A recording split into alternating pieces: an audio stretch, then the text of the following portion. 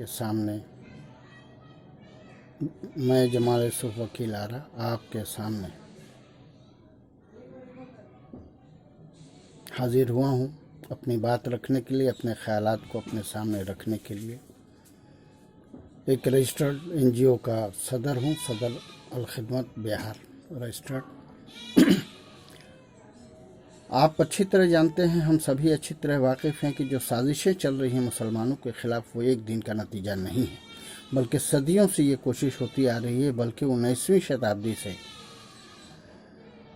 से ये कोशिशें हो रही हैं और एक नफ़रत फैलाई जा रही है मुसलमानों के ख़िलाफ़, ईसाइयों के ख़िलाफ़, यहूदियों के ख़िलाफ़, क्रिश्चियनों के ख़िलाफ़, सारे लोगों के ख़िलाफ़ एक नफ़रत फैलाई जा रही है, घृणा फैलाई जा रही है, दूसरों को नीचा दिखाने की कोशिश की जा रही है। और इसमें एक ख़ास ज़ात के लोग का कारनामा अहम है। उन्होंने सारी कोशिश की, चाहे मुसलमानों को मलिक कहने का बंकिम चंद्र चटर्जी ने कहलवाया हो, लेकिन ये उन्होंने कहा है। मैं आज आपके सामने दयानंद सरस्वती की किताब सत्यार्थ प्रकाश के बारे में बात करने के लिए हाजिर हूँ। सत्यार्थ प्रकाश उनकी एक किताब है जो उन्होंने गुजरात में लिखी थी। वो गुजरात के थे, गुजरात में लिखी थी। उन्होंने अपनी किताब के बारे में कई समोल्लास दिए हैं और सारे लोगों को, उनका सारा मकसद यही है कि आज श्रेष्ठ थे, आज श्रेष्ठ हैं और आज श्रेष्ठ रहेंगे, और दूसरे लोग जो है तुच्छ हैं, नीचे हैं, कमतर हैं। उन्होंने इस किताब के बारे में दिबाचा में लिखा है उन्होंने कि मेरा इस ग्रंथ को बनाने का प्रयोजन सत्य अर्थ का प्रकाश है, प्रकाश करना है। अर्थात जो सच है, जो सत्य है, उसको सत्य, और जो मिथ्या है उसको मिथ्या ही प्रतिपादित करना है। आप अच्छी तरह वाकिफ़ हैं, अच्छी तरह जानते हैं कि हम को अधिकार नहीं दिया गया है कि हम किसी बड़े आदमी को, श्री राम हों, चाहे महात्मा बुद्ध हों, चाहे वो तीर्थंकर महावीर हों, उनके बारे में या उनके कर्मों पर, उनके बातों के बारे में कोई विवेचना करें। हमारा अधिकार हरगिज़ नहीं है, न कभी हो सकता है। दयानंद सरस्वती ने अपने प्रथम समोल्लास में चरवाक का जिक्र किया है। चरवाक का दर्शन को उन्होंने, चरवाक को उन्होंने सबसे बड़ा नास्तिक माना है, जबकि चरवाक एक समतावादी दार्शनिक था। उसका दर्शन समतावादी दर्शन था। उन्होंने, दयानंद सरस्वती ने अपनी किताब में ईसाई धर्मों के बारे में, इस्लाम के बारे में, जैन मतों धर्मों के बारे में मत बताया है। और जैन कहते हैं, उन्होंने कहा, लिखा है कि जैनियों के ग्रंथों में पुनरुक्त दोष है। इसके अनुसार उन्होंने इन मतों के थोड़े थोड़े दोष प्रकाशित किए हैं।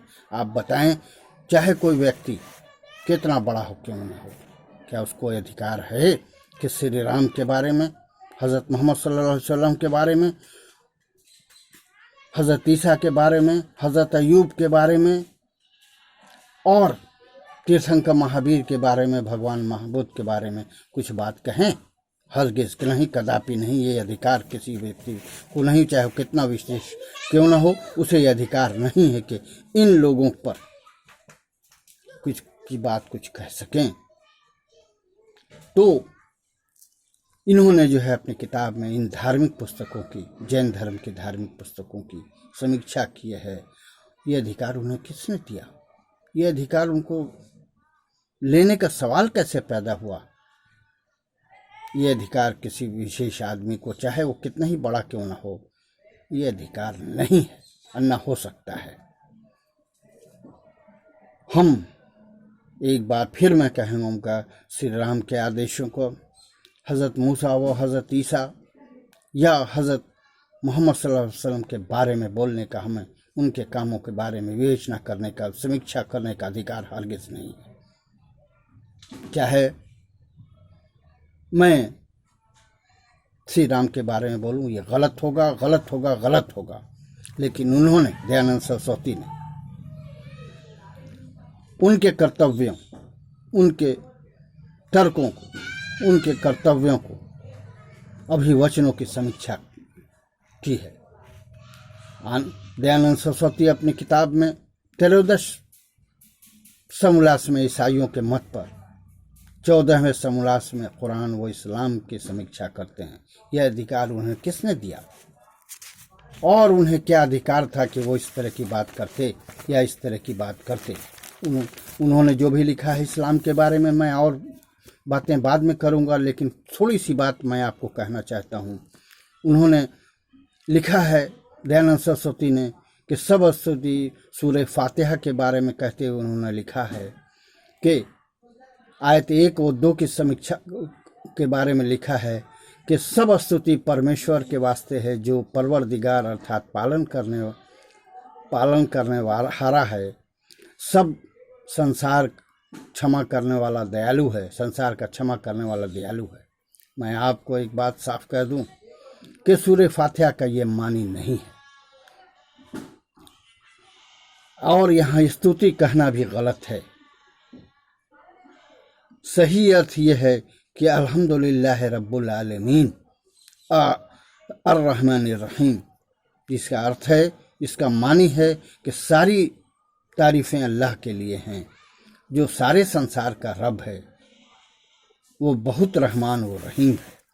यहाँ ये बात कहाँ आती है कि जो है पालनहार की बात है, परवरदिगार क्या भी लफ्ज़ इसमें नहीं है, लेकिन उन्होंने लिख दिया है, जो गलत है। इसलिए दयानंद सरस्वती की समीक्षा गलत है, और अपनी पूरी किताब में उन्होंने आर्यों की स्तुति की है, जबकि आर्य मध्य एशिया से आए थे और यहाँ के मूल निवासी द्रविड़ और आदिवासी हैं के बारे में उन्होंने कुछ भी नहीं लिखा है। अपनी श्रेष्ठता की बात की है। दयानंद सरस्वती का संपूर्ण लेखन उसी धारणा का प्रतीक है जो आर्यों को श्रेष्ठ बताते हैं और दूसरों को तुच्छ बताता है। अभी समय कम है, और दयानंद सरस्वती के बारे में, उनकी किताब के बारे में, समोल्लासों के बारे में हकीकत को बयान करना या अपनी बातों को रखना उनकी किताब के हवाले से बाद में रखने की इजाज़त चाहता हूँ। तब तक के लिए अलविदा। जय हिंद, जय भारत। हम सबों को इस देश के भविष्य को बनाना है, इस देश में मिल्लत कायम करनी है, एकता कायम करनी है, एतमाद एक दूसरे पर कायम करना है। इसी से हमारा मुल्क बढ़ेगा। जय हिंद, जय भारत।